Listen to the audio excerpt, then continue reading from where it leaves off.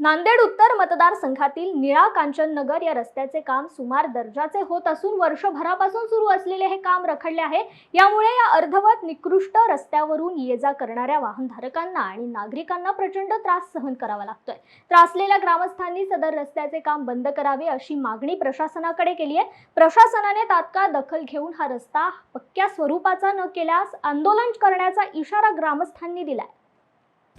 हा जो रस्ता निळा ते कांचननगर 2 किलोमीटरचा आहे आणि हा रस्ता PWD खात्याअंतर्गत आहे।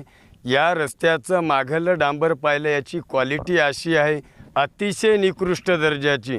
हातानं जर हा रस्ता उकरायला लागला तर तो सहजरीतीनं या ठिकाणी उकरल्या जातोय। साधी मोटरसायकलचे वाहनं गेले तर पूर्णपणे रस्ता या ठिकाणी वर यायला लागला निघत आहे हातानं उकरल्याच्या नंतर गाडीच्या चाकानं।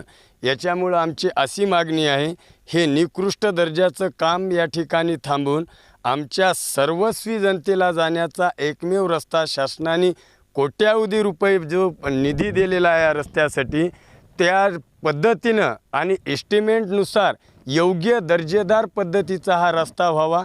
यामुळे आम्ही हा रस्ता बंद करत आहे, हीच आमची मागणी राहील।